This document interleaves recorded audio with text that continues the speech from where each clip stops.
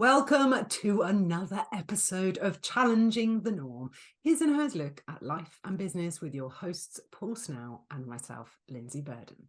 The podcast for solopreneurs, entrepreneurs, and business owners that want to experience success in their own way. Wrestling with the topics that matter and reality checking the latest trends in business.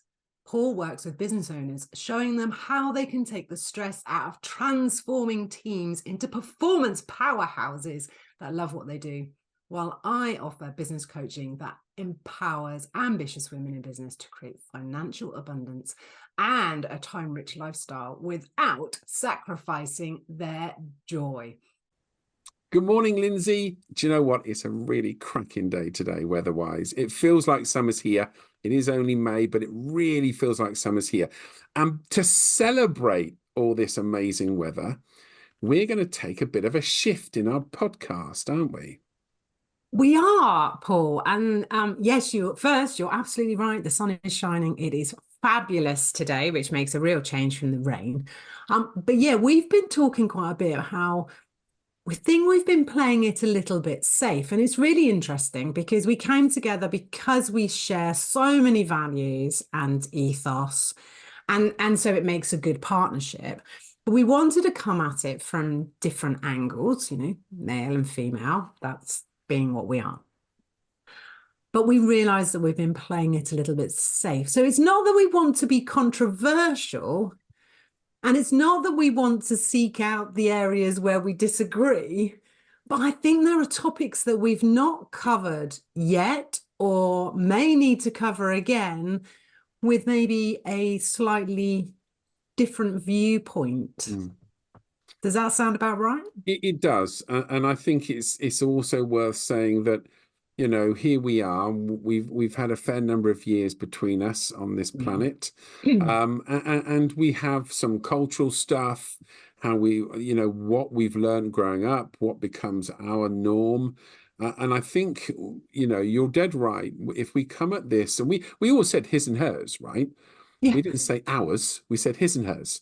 So it'd be good to have a his and hers view, and it really is about picking apart those views. And rather than maybe having a consensus up front, having viewpoints up front and see where that goes. And you're absolutely right. It is a little bit more edgy. Not that you and I would ever fall out, but we may have very different views on stuff. And that's okay. But it's sort of wrestling with that and seeing where that leads. So, this is great.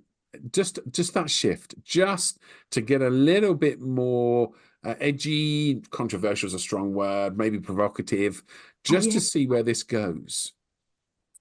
Absolutely. And I think that's important for us to do for ourselves, but also for our listeners and watchers. Yeah.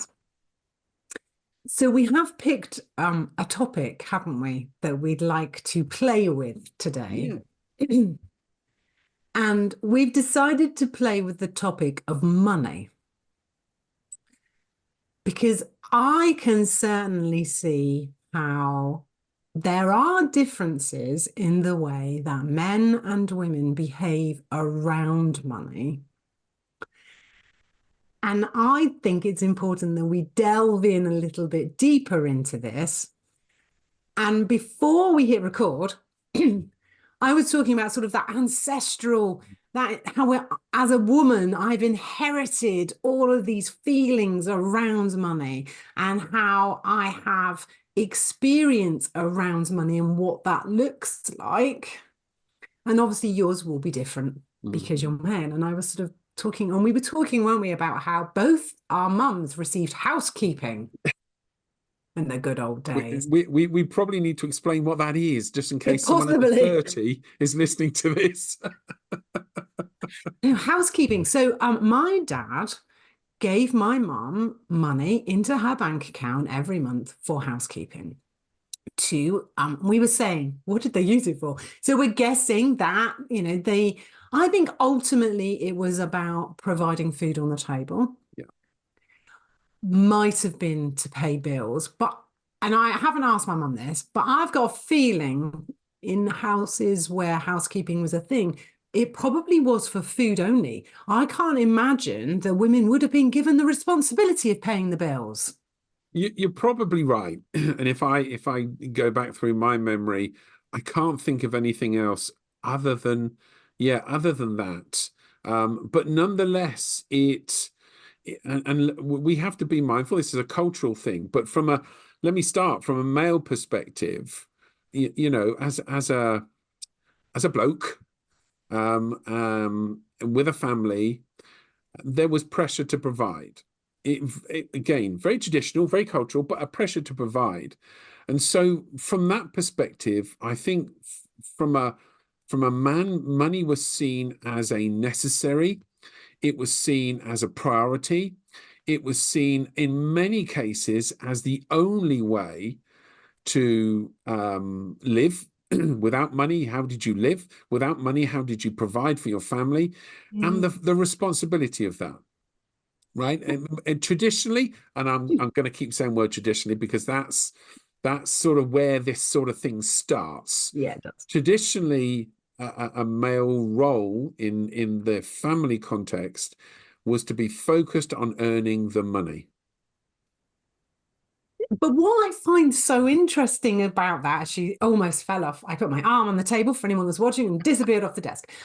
What I find, because I find this so fascinating. So you're coming at it, or we are coming at it.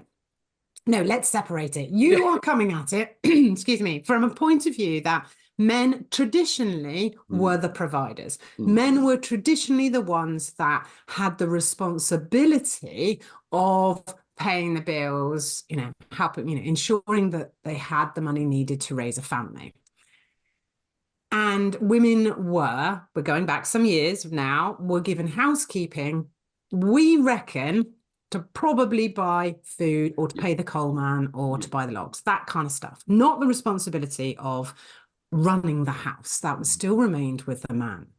Yet, when we look in the business world, men find it far easier to take risks, Mm, far easier, and I'm saying easier with the caveat that, it's never that easy, but they seem able to take the necessary risk to mm, start a business, to invest in their business, to grow a business. Yet women, we sit here, and I know for a fact, I, in the beginning, really struggled with investing in my business, because if I mm, invested in my business, then I didn't have money in the business. How was that going to work? mm. So I find it fascinating that there were these different responsibilities back in the olden days, as my kids would say. Yet men seem more able to take the risks necessary in business. Where women, we sit here quietly going, oh, it'll be all right. Yeah, I can see that too, and I can see and I can understand this context that men have and are more willing to do so. I do I do wonder if there is a couple of things at play.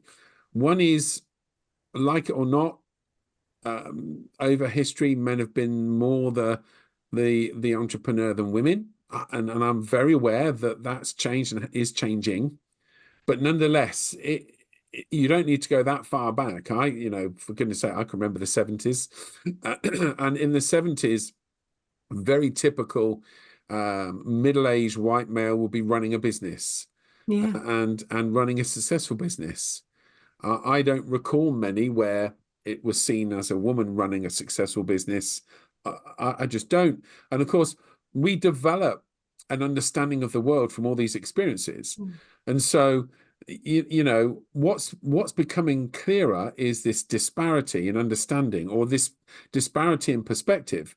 I don't recall any time where men would struggle with the idea of money. I No. don't have familiarity with anyone who struggled with the idea of money. Now, I'm being a bit specific with that because, of course, men can be really bad managing money as they can be really good. But the idea of money, I don't think frightens or makes a man anxious, not as a general rule. And I think that's played out then in as you describe it, their willingness maybe to invest in themselves or in their business, Yeah. their willingness up front to see money as a mechanism or a means to an end, which I think you're saying is different, perhaps, how women might see that up front.